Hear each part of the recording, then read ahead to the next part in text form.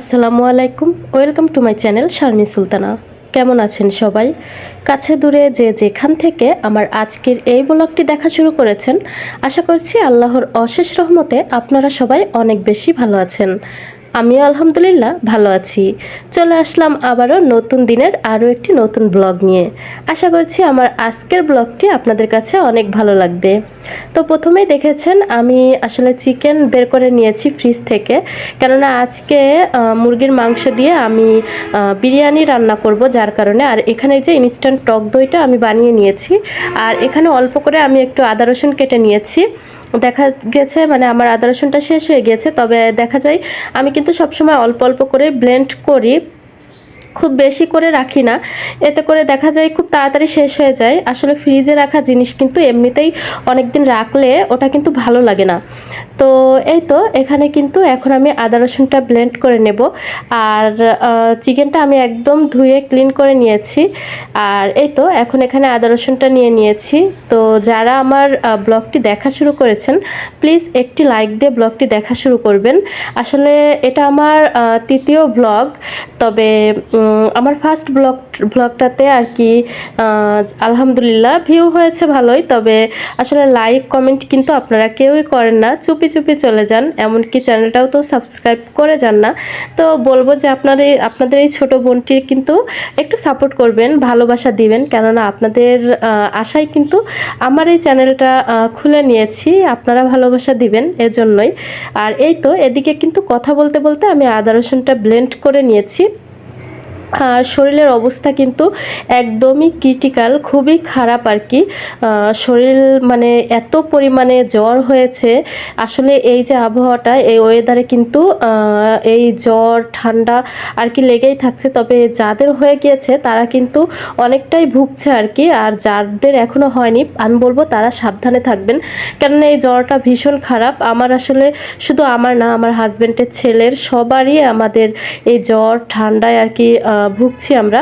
তো যাই হোক, এখানে আমি এখন সিঙ্ক এরিয়াটা ক্লিন করে নিব। আর সিঙ্ক এরিয়া ক্লিন করে কিন্তু তারপর আমি বিরিয়ানি রান্না বসিয়ে দিব। তো প্যাকেট মশলাই একদমই পারফেক্টভাবে বিরিয়ানি রান্নার রেসিপিটা কিন্তু আপনাদের সঙ্গে শেয়ার করব।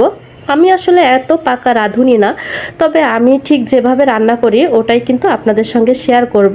তো দেখার জন্য কিন্তু আমার সঙ্গেই থাকেন। আশা করি পুরো ভিডিওটা জুড়েই আপনারা আমার সঙ্গে থাকবেন। তো এই তো এখানে আমি আজকে ভিম লিকুইড দিয়েই কিন্তু আমি সিঙ্ক এরিয়াটা ক্লিন করে নিচ্ছি।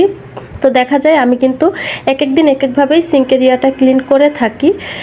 আজকে আর আমি দেখা যায় বেকিং সোডা, তারপর ভিনেগার, এগুলো দিয়ে আমি কিন্তু সিঙ্ক এরিয়াটা ক্লিন করে রাখি। আর আমার কিন্তু এই সিঙ্কটা সবসময় নিট অ্যান্ড ক্লিনই থাকে। আপনারা যারা আর কি আমার ভিডিওগুলো রেগুলার দেখবেন তারা অবশ্যই দেখতে পাবেন, যেহেতু আমি ভিডিও দেওয়া শুরু করেছি। ইনশাল্লাহ এখন থেকে আমি এখানে ভিডিও দেওয়া রেগুলার করব আর কি।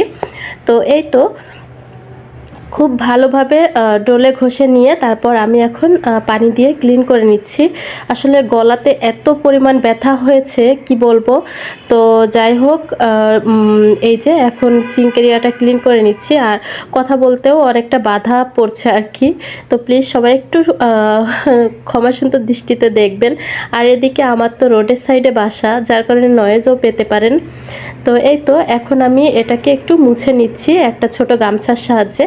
আমি কিন্তু ওই যে ছোট গামছাগুলোই এখানে ব্যবহার করি। আসলে আমার ছোট বাবু যখন হয়েছিল এই ছোট গামছাগুলো অনেকগুলোই কেনা হয়েছিল, তবে এগুলো কিন্তু একটাও ব্যবহার হয়নি বাবুর ক্ষেত্রে, যার কারণে এই গামছাগুলো এখন আমি আমার কিচেনেই ব্যবহার করে থাকি। আর এখানে এই যে সিঙ্গোনিয়াম গাছগুলোর পানিগুলো ক্লিন করে নিচ্ছিলাম।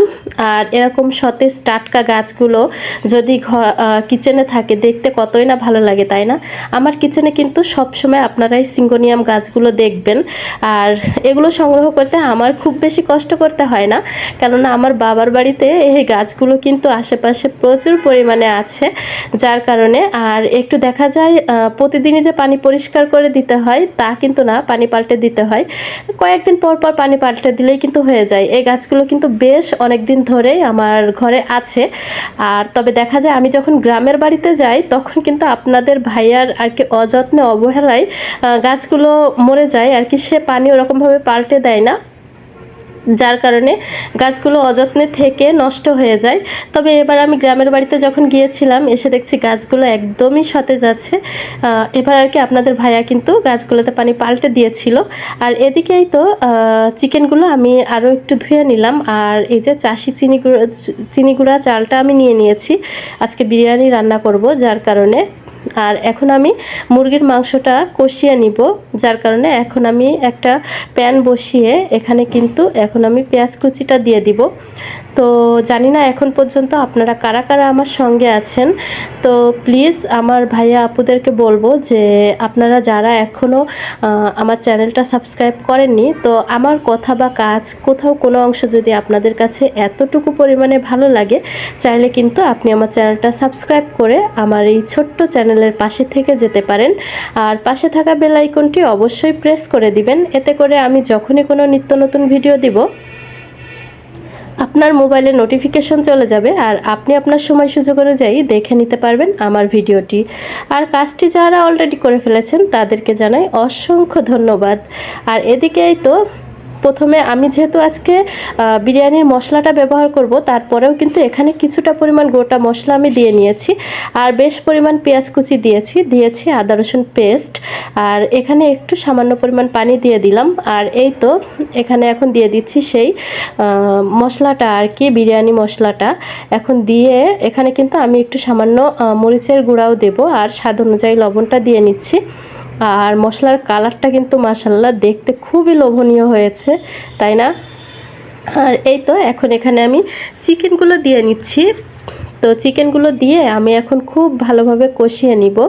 তারপর আমি ওই যে পাতলা করে একটা টক দই বানিয়ে রেখেছিলাম ঘরেই, ওটা দিয়ে দিলে আর কোনো পানি দেওয়া লাগবে না, ওটাতেই কিন্তু আমার চিকেনটা খুব ভালোভাবে কষানো হয়ে যাবে।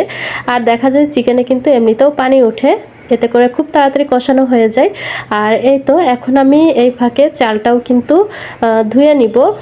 তো আসলে যেহেতু শরীর খারাপ, ওই যে বললাম ভিডিও সামনে দিয়ে একদম একদিন পর পর দিতে পারবো কিনা বলতে পারছি না, তবে চেষ্টা করব ভিডিও দেওয়ার জন্য। আপনারা আমাকে অবশ্যই কমেন্টে জানাবেন আমার ভিডিওগুলো আপনাদের কাছে কেমন লাগে, কেননা আপনাদের সুন্দর সুন্দর কমেন্ট কিন্তু আমার পরবর্তী ভিডিওর জন্য অনেক বেশি অনুপ্রেরণা জাগায় আমাকে। তাই বলবো অবশ্যই আপনাদের সুন্দর মতামতটা আমাকে জানাতে কিন্তু ভুল করবেন না। প্লিজ কেউ চুপি চুপি চলে যাবেন না, চুপি চুপি চলে যান, আমি দেখতে পারি, কেউ আমাকে আর কি কমেন্ট করেন না। তো এই যে দিয়ে দিয়েছি, এখন এতেই কিন্তু আমার চিকেনটা একদম সুন্দরভাবে কষানো হয়ে যাবে। ও আর একটা কথা, সেটা তো বলাই হয়নি, আজকের বিরিয়ানিটা কিন্তু আমি এভাবে ভেজে নিয়ে তারপর কিন্তু আমি রাইস কুকারে রান্না করব। ওদিকে কিছুটা কাঁচামরিচও দিয়ে দিয়েছিলাম, তারপর কিন্তু আমি চিকেনটা একদম ভুনা ভুনা করে নামিয়ে নিয়েছি। এদিকে এখন আমি চালটা ভেজে নিচ্ছি। তো এখানে একটু কিছু গোটা মশলা দিয়েছি, এলাচ দিয়েছি, দারচিনি দিয়েছি, তেজপাতা দিয়েছি, একটু আদা রসুন পেস্ট দিয়েছি, পেঁয়াজ দিয়েছি। তো সব কিছু দিয়ে লবণও কিন্তু দিয়েছি স্বাদ অনুযায়ী। তো তারপর এখানে সেই চালগুলো কিন্তু খুব ভালোভাবে আমি ভেজে নিয়েছি। তারপর সেই চিকেনগুলো আমি এখানে দিয়ে দিলাম। আমি আসলে এক একদিন এক একভাবে কিন্তু বিরিয়ানিটা রান্না করার চেষ্টা করি। তো এই তো সব কিছু দিয়ে খুব ভালোভাবে ভেজে নিয়েছি। আর আমি কিন্তু রাইস কুকারে বিরিয়ানিটা কখনো ওইভাবে রান্না করা হয় না, তবে আজকে ভাবলাম রাইস কুকারে দিয়ে দেওয়া যাক।